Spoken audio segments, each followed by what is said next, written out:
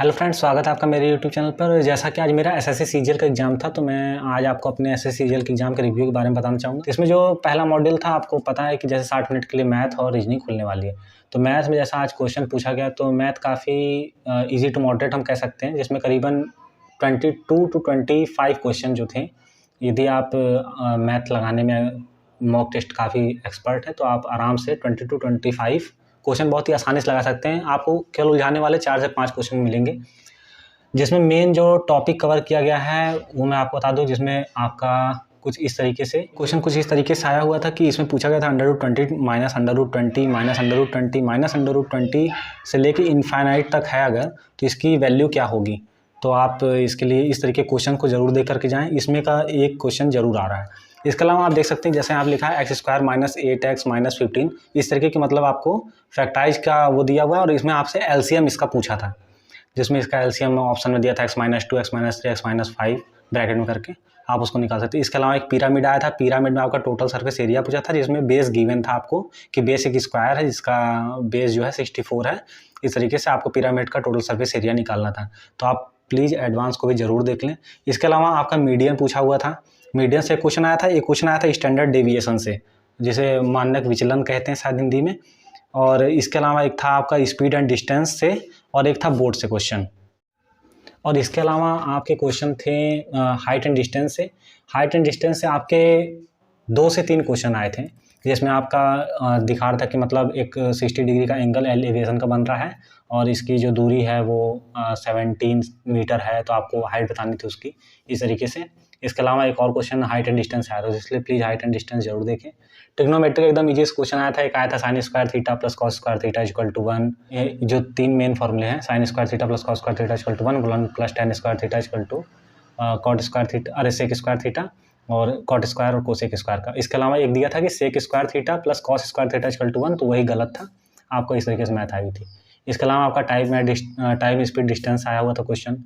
और एक आया था कि आपका जैसे 12% की छूट, 18% की छूट और 25% की छूट अगर लाइन से दी जाती है तो कितनी छूट होगी। एक आया था वोटिंग से, कि जिसमें आपसे पूछा गया था कि एक जगह वोट होता है जहाँ पे 64% वोट जीतने वाला उम्मीदवार पाता है, और वो 434 वोट से जीत जाता है। तो आपको टोटल वोट की संख्या बतानी थी, जो कि शायद 1550 आया था ऐसा करके आंसर। इसके अलावा बात करें तो ऐसे नॉर्मल क्वेश्चन थे, जिसमें आपसे 3 से 4 क्वेश्चन जो मैं बता रहा हूँ, जिसमें आपका एक हाइट एंड डिस्टेंस का क्वेश्चन थोड़ा हार्ड था, और इसके अलावा 1-2 क्वेश्चन आपके और हार्ड थे। रीजनिंग की बात करें तो रीजनिंग भी नॉर्मल ही कहेंगे, जिसमें 4 से 5 क्वेश्चन उसमें भी हार्ड थे। जैसा कि कथन निष्कर्ष पूछ लिया गया था। कथन निष्कर्ष वाले हार्ड क्वेश्चन आए थे, जिसमें थोड़ा सा प्रॉब्लम हो रही थी। पेस्टिसाइड से रिलेटेड था कथन दिया हुआ, फिर निष्कर्ष उसका निकालना था। ज़्यादातर लोगों का कथन निष्कर्ष बहुत ही लोगों का गलत होता है, तो इसकी बात बस नॉर्मली करेंगे। और इसके अलावा मिरर वाला आया था क्वेश्चन 2-3, और सीटिंग अरेंजमेंट आई थी 3 से 4, और इजी सीटिंग अरेंजमेंट थे, ऐसा फंसाने वाला नहीं था। ब्लड रिलेशन आया था 2, कि a@b इक्वल टू दिया है, ए इसकी पुत्री है, बी इसका वो है, और डायरेक्ट ऐसे करके था। इसके अलावा अगर हम बात करें आपके कंप्यूटर के, तो कंप्यूटर काफ़ी हार्ड आ रहा है, इसलिए प्लीज़ कंप्यूटर ज़रूर पढ़ें। MS एक्सेल और ये नॉर्मल शॉर्टकट कीज़, वो भी नॉर्मल शॉर्टकट ऐसे नहीं कि Ctrl+A सेलेक्ट ऑल होता है, ऐसा वैसा कुछ नहीं। इसमें आपसे पूछ रहा था बार बार कि MS एक्सेल में यूज की जाने वाली शॉर्टकट कीज़ कौन सी हैं। एक पूछा था कि बुकमार्क, वेब ब्राउज़र में अगर बुकमार्क यूज करते हैं तो उसमें कौन सा Ctrl+B, Ctrl+I, Ctrl+D और Ctrl+C ऐसे कर ऑप्शन दिया हुआ था। तो आप प्लीज़ 20 क्वेश्चंस आएंगे, काफ़ी हार्ड हैं, और क्वालिफाइंग नेचर भले है, लेकिन पेपर हार्ड आ रहा है कंप्यूटर का, तो इसलिए कंप्यूटर ज़रूर देखें। जो कंप्यूटर से रिलेटेड पढ़ाई किए हुए हैं, जैसा बीटेक किए हैं या फिर कंप्यूटर साइंस से डिप्लोमा वगैरह किए हैं, तो उनके लिए तो आसान होगा, लेकिन जो कंप्यूटर से नाता नहीं रखते हैं उनके लिए काफ़ी हार्ड था। और इसके अलावा बात करें और क्या सेक्शन बचा, जीके की बात करना ज़रूरी है, क्योंकि जीके में आपके 25 क्वेश्चन आए थे, और जिसमें 3 से 4 से 5 क्वेश्चन जो थे एकदम इजी थे, जो नॉर्मल थे। आपके डांस से रिलेटेड एक क्वेश्चन आया था। इसके अलावा आर्टिकल से आया था कि जो होटल में आपको छूट मिलती है, किसी भी होटल या रेस्टोरेंट में आप उपयोग कर सकते हैं, चाहे वो 5 स्टार ही क्यों ना हो, तो ये किस आर्टिकल के तहत था? ऑप्शन थे 14 बी, 15 बी, आर्टिकल 16 और ऐसे कुछ करके ऑप्शन था। एक आर्टिकल और क्वेश्चन आया हुआ था रिट का 226 आर्टिकल, और इसके अलावा भी कई क्वेश्चन थे। लेकिन हाँ, जीके हार्ड आ रही है, तो जीके पे आप ज़्यादा फोकस ना करें, क्योंकि कहने के लिए करंट अफेयर है, करंट अफेयर भी बहुत हार्ड आ रही है। करंट अफेयर में भी जो काफ़ी लोग फॉलो करते हैं उत्कर्ष चैनल को, और इसके अलावा भी बहुत से लोग जिसको भी फॉलो करते हो, हम ये नहीं कह रहे कि गलत पढ़ा रहे हैं, लेकिन पढ़ा से रहे हैं, लेकिन उससे आया नहीं, तो इसलिए आप जीके पे बहुत ज़्यादा फोकस ना करें। जीके में एक आया था कि फैजल खां किस से रिलेटेड था? अलाउद्दीन खिलजी और बलबन अकबर, इसके अलावा और भी ऐसे ऑप्शन थे। तो इसलिए नॉर्मल आपसे कम से कम 25 में से 10 क्वेश्चन एकदम नॉर्मल पूछ रहा है, इसके अलावा आपसे क्वेश्चन हार्ड में बाकी का आ रहा है। बात करें इंग्लिश की, इंग्लिश काफ़ी ईजी थी। इंग्लिश में आपके चार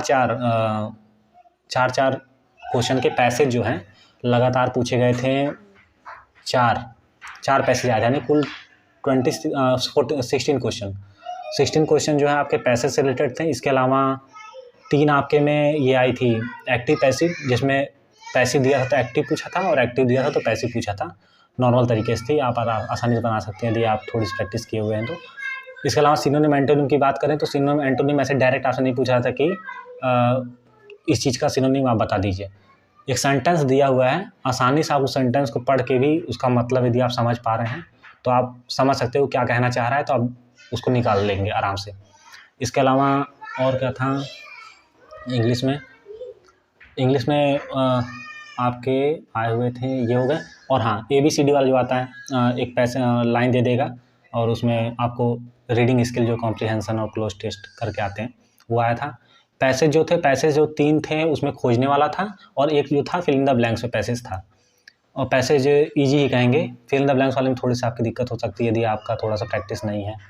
तो आप रूल्स ऑफ ग्रामर देख सकते हैं, निमिषा बंसल मैडम का 120 रूल, जिसमें आपको आसानी से मिल जाएगा। इसके अलावा एरर जो है 3 क्वेश्चन आए थे। सिनोनिम एंटोनिम आए थे 3 क्वेश्चन, जिसमें ऐसे ही आपको लाइन से एक वर्ड दिया हो तो उसी से बनाना था। इसके अलावा यही सब था इंग्लिश में।